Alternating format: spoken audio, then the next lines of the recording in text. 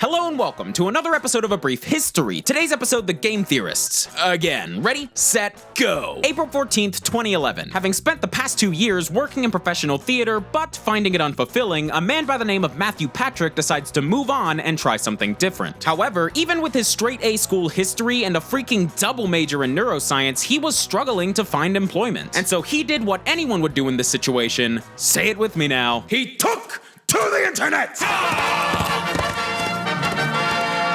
Well, more specifically, he took to YouTube, uploading a teaser video for a new web show he was working on called Game Theory. Inspired by extra credits, Game Theory aimed to mix education with gaming, two genres of YouTube content that were on the cusp of taking over the site at the time. And with a crappy editing software in hand and his girlfriend Stephanie helping out, Matt uploaded the first ever episode of Game Theory on April 18th, 2011. This video, which centered on the accuracy of Chrono Trigger's time travel, was featured on the front pages of both Screw Attack and GameTrailers.com, which was super exciting for Matt and gave him the drive to continue with this little game theory experiment. So he kept things up, and over the next year or so, MatPat's channel actually started to slowly gain some traction. Near the end of 2012, the Game Theorists channel had a modest following of just over 30,000 subscribers, and Matt had even introduced two new partner shows to the lineup, Gaijin Goomba's Game Exchange and Ronnie Ani Edwards' Digressing and Side Questing, both of which were shows in the same vein as Game Theory, but focused more on culture and game design respectively. And it was with this lineup that the Game Theorists channel really began to take off, hitting 100,000 subscribers by around March of 2013, only to jump all the way to 1 million by December of the same year after several episodes of Game Theory essentially went viral. But this was only the beginning for the Game Theorist brand. Not long after hitting the 1 million milestone, the channel introduced its third partner, Drake McWhorter, who ran both the crossover and Smash History shows on the channel. And on top of this, while the channel's popularity was on a pretty steady climb throughout 2014, there was a certain video uploaded near the tail end of that year that would quite literally change the course of the channel for the rest of its existence. And that video was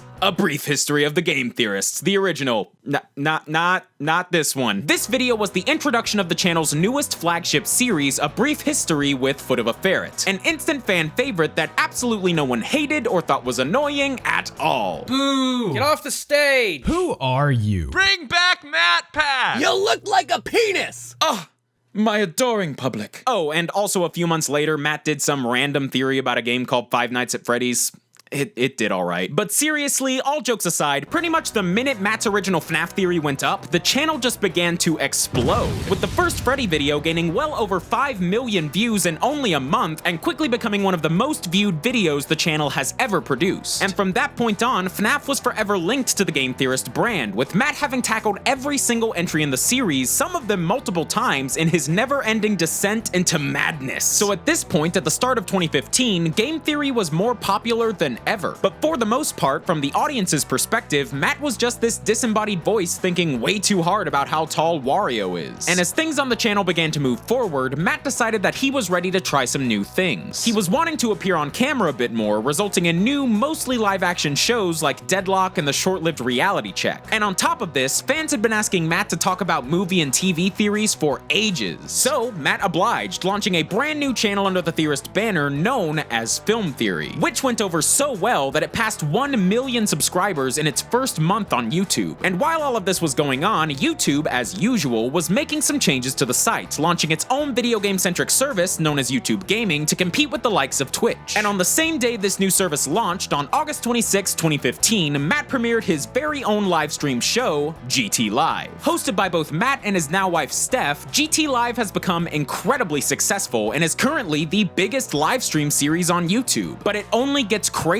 from there. Fast forwarding a bit to the start of 2016, and the Theorist channels were all still chugging along. Film Theory was already nearing 2 million subscribers, Game Theorist had launched a new retrospective show known as Breakdown, created and hosted by First, and Undertale happened, which I think we should probably not talk about. But in between all the theories, new shows, and live streams, there was still one question on every viewer's mind. What happened to Reality Check? Well, okay, that's probably an exaggeration, but it was kinda odd that Matt would only do 1 or 2 episodes of a new show that was actually netting good views. Well, come May 6, 2016, and MatPat answered this hard-pressing question with the announcement of the Game Theorist's biggest project to date, a premium YouTube Red original series known as Game Lab. Premiering on June 8, 2016, 2015, Game Lab was all about testing out various video game mechanics in real life. Things like Final Fantasy's Chocobo races, Metal Gear Solid Stealth, and even real-life Rocket League. And beyond each 22-minute episode, Game Lab also boasted unique 360 VR videos to help put the viewers into the experience, just like Matt and his co-stars were. Game Lab was a pretty big success, with its free trial episode currently standing as one of the channel's most viewed videos, and the series as a whole being one of the most well-reviewed shows on all of YouTube Red. And since then, things on the Game Theorists channel have just been continuing to grow. Game Theory is coming up on 200 episodes, new shows have been premiering like Global Gamer and Austin Horrigan's The Science, and through it all, the Game Theorists channel has reached well over 8.5 million subscribers. And it doesn't even stop there, because pretty much everyone involved with the Game Theorists takes on several jobs both on and off the channel. Ronnie edits for both Game Theory and The Science, Austin helps write for Game Theory, Gaijin Goomba has a personal channel where he talks about video games and anime, First edits for the Theory videos and makes video essays of his own for the channel Arcadia, and Matt and Steph do consulting work for several YouTube channels as well as companies like LEGO, helping them learn how to grow online. And then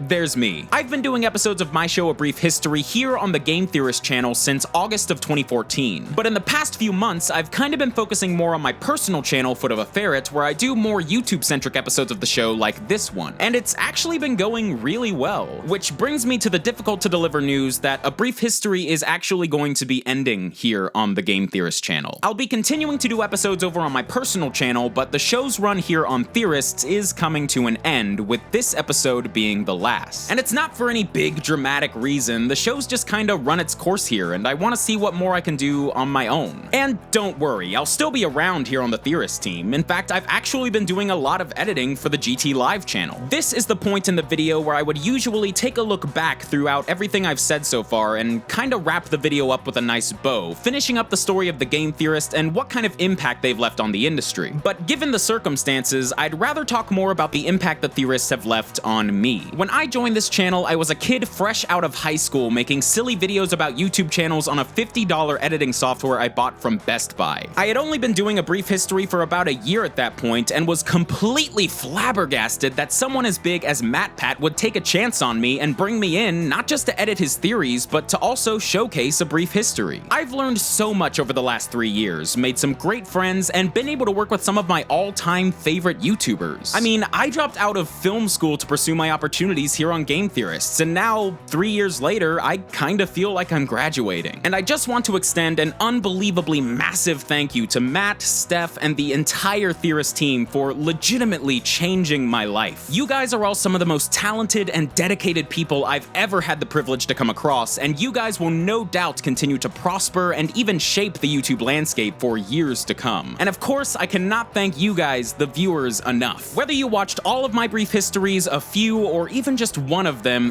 thank you. I'm sorry I yelled so much back in the day.